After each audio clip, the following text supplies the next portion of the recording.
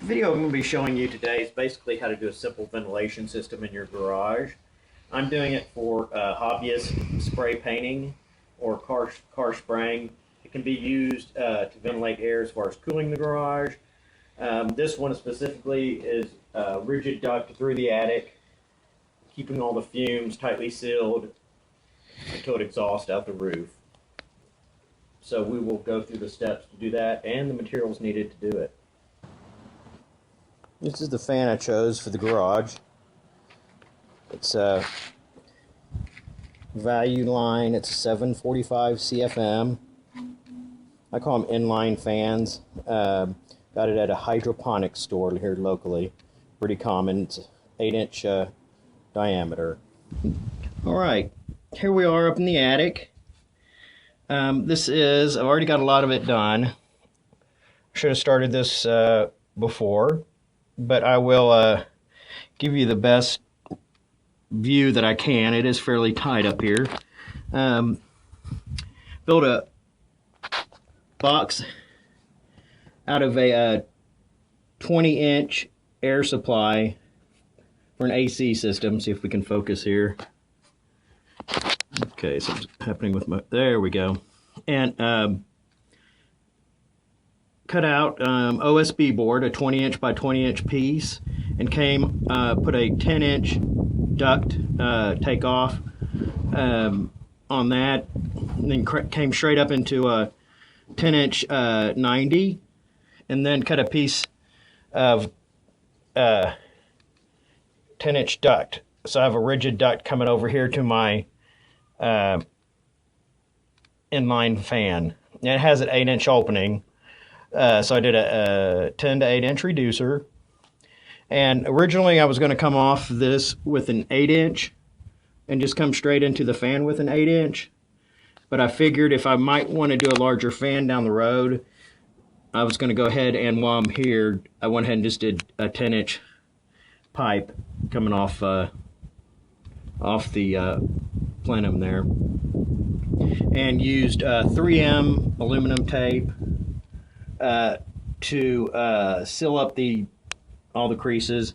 I even did the long crease along the solid piece of duct. And this stuff I got, this 3M aluminum tape, is a little harder to work with than most. I prefer the foil tape that has the paper backing, but I bought this and had it, and so I'm using it up. I'm sure it's quality tape, but it's very, very hard to work with. Very hard to get started. So if you're in a cramped space, it's really not a great tape to work with. But I actually assembled all this down on the ground in the garage and then pushed it up here. So that's why I use that. And then I put a little duct seal around where the 10-inch takeoff connects to the OSB board. That also had a rubber seal on it, but I went ahead and put the duct seal on it just to make sure I had a tight bond on that, and then connected the OSB board.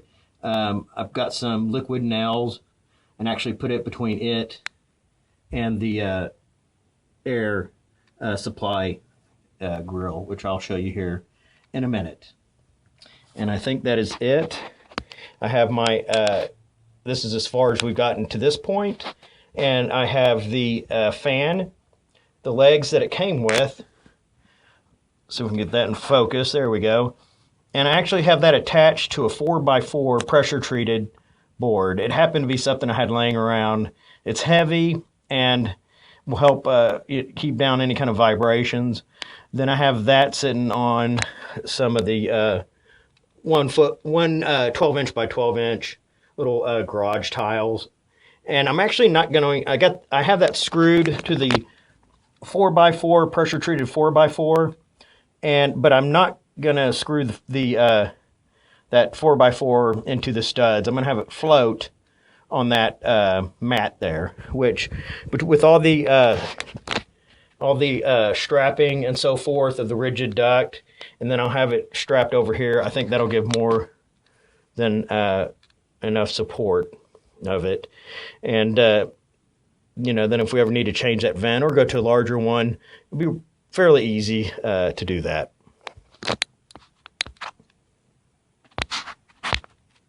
foil tape with the paper backing. I think it's a lot easier. This is a 3M product. There's also other ones out there. I got this one. There's no paper backing. It's extremely difficult to work with.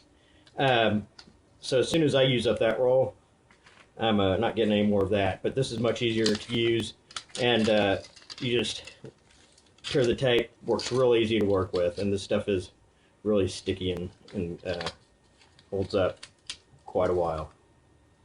We're going to mark holes. We're actually drill holes in our roof to make marks for the vent that we're going to cut out. Now the vent we're putting in is much larger than most just general bath vents. I'm cutting a 13-inch opening in my roof for this. I've marked the OSB board here. Some people have plywood, solid wood on their roof, and I made those marks. That's 13 inches apart. I'm going to actually drill through the roof and then put little wires up through there that I can catch from the other side. So we'll drill. And this is about a 1/4 inch bit, just a small bit, where I'm actually drilling straight up through the roof. And so I can see it easily from outside when I get on the roof. I'm going to push this green wire up there. I kind of put a little tab at the end so it'll stay. But if you don't feel comfortable doing this, a lot of people obviously don't feel comfortable cutting into the roof. That is fine. Just get someone or hire someone that does. I feel very comfortable with it. I've never, knock on wood, had a roof leak that I've cut into. And then I'm putting these up here. That way we can mark it out up on top of the roof. And I have it even amount of inches. It's basically centered between these two 2x4s, which this is a fabricated or engineered truss system. That's why they're 24 inches apart, which gives me plenty of space for my vent. And next we'll go up on the roof. Demolition blade on that. What we want to do first is drill out the holes just so we have holes to get our saw started. And I'm going to do one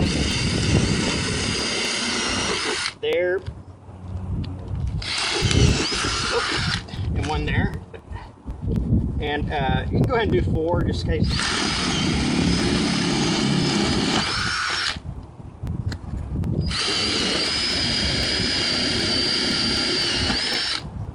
All right, so I just did 1 on each corner. I'll get the saw and then I'll cut this out, and then we'll go from there.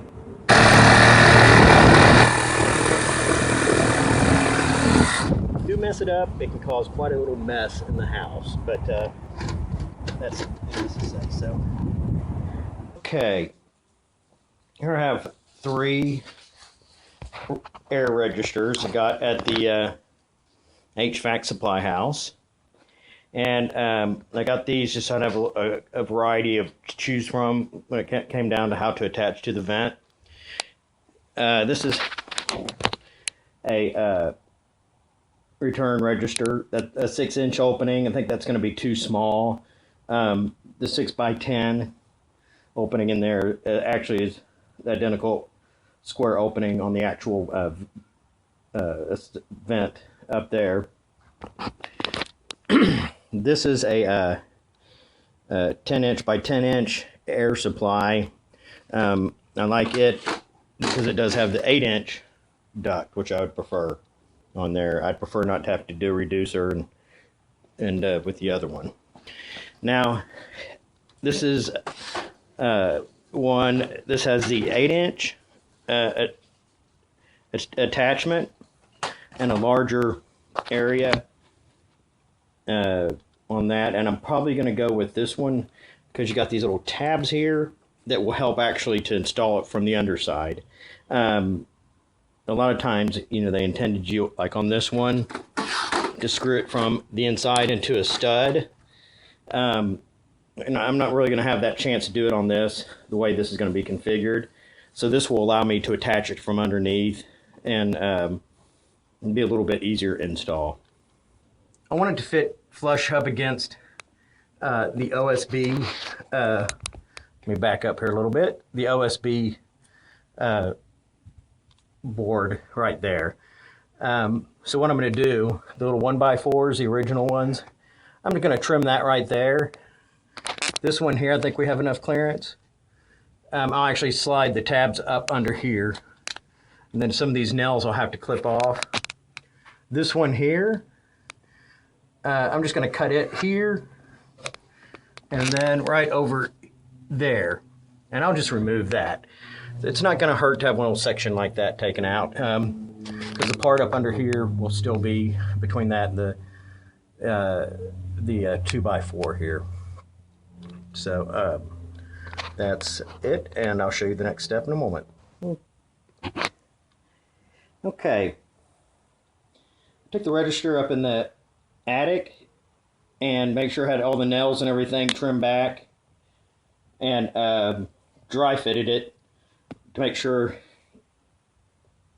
fit snug in there. And it did. So what I've done, I put a bead of silicone I had laying around this. This is actually kitchen and bath adhesive silicone.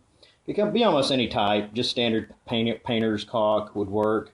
But you don't even need to do this. I like everything to be real tight on the seals. But that will go up against that OSB board.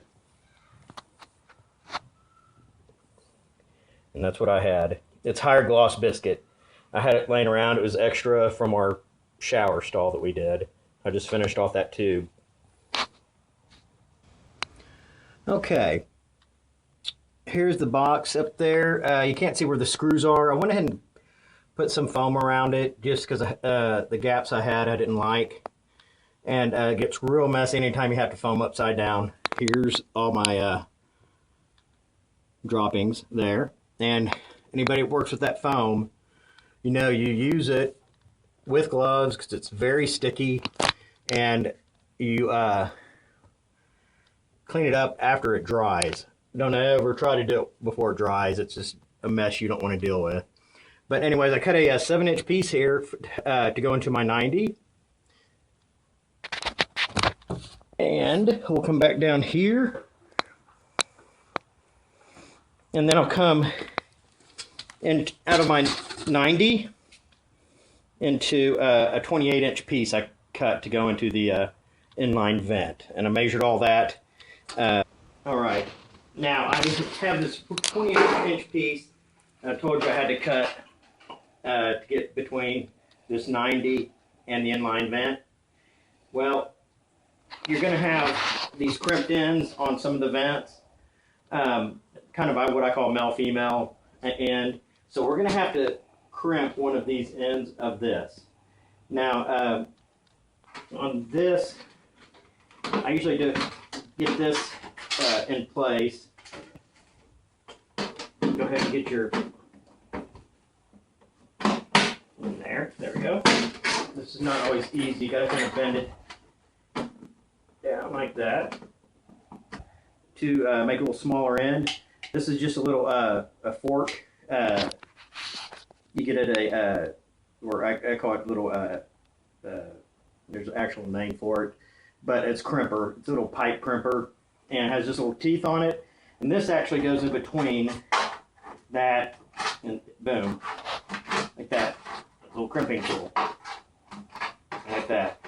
You don't have to do it much, but you just kind of, and you know, it doesn't look overly neat. You know, keep in mind, I don't do this kind of stuff all the time, but we just need to get enough of it to get, so it'll fit on the inside of that pipe. So you just go all the way around the pipe like that, and see, that's not the neatest, but that'll work. It'll make a good seal. You can get these at AC shops. I don't think this would be a box store item. They might have them, I don't know, but these are handy to have. You buy them once, and you know, that's something you don't have to buy again, but they're super handy for stuff like this. Okay. This is the finished product right here. Got my 8-inch rigid pipe, that 28-inch long piece I had to cut into my inline vent. And then I have a 8 to 10 reducer, or 10 to 8 reducer, and ran 10-inch all the way to my air supply. And this is these inline fans, as I mentioned earlier, they come with a cord plug. So I actually mounted a plug in the attic. You can see that part was pretty straightforward for me, seeing as I am an electrician. You know, if you don't have an outlet in a crunch, you could run an extension cord up here until you can get one put in. So that's what you're looking at in the attic there. And this looks kind of ugly, the foam. There, you can cut that back if you want. I'm just going to leave it. Nobody sees it. It's doing what it's supposed to do. So then I added one final support strap over here. Let's see if you can see that. Coming from, oh, there you go. What I do on that paper is I double it back. So when you screw into it, you're screwing into twice to double the strap. So it gives it better support, holds up better. And then when I do it, I just don't wrap around once. I actually go around twice and then back up. I think that gives a lot better support. You'll find a lot easier to hang it that way too. And other than just doing it, a single loop down for it. But that's it. And we'll get to the testing of it here in a minute. Got a little storm coming in, so I'm trying to get this in before I lose my light. So I'm a little bit out of breath because I ran and got the ladder out here real quick. But sounds good up here, or lack of sound. But you can kind of hear it there. But I'll put a paper towel. You can see that's some good air movement right there. I mean, that's getting a lot of air out of the garage. This will be a good ventilation fan. If you want air movement just to kind of cool it off when it's warmer in there, it'd be an excellent fan for that. Main reason I want to use it is paint fumes. So, and the good thing about this too is the way I set the inline vent in the attic is it's a 750 CFM unit. But I can very easily go and put in, a 1,000 CFM or 1,100 CFM and get a lot more air movement out of it. And all I'd have to do is, unscrew a few screws and cut out the foil tape around it and swap a new one in. But I think this one will work right now. For the cost of what it was, I think it'll be my best option. Now, one thing to keep in mind too, when you get these from the HVAC supply, they sometimes don't have a very good quality paint on them. And so one thing you can do, which you should have done it before I put it in, is you can actually clean it up a little bit, degrease it, and then paint it with some Krylon, bronze Krylon, or good quality spray paint. And that will actually be quite a bit better quality than what comes on these from the factory.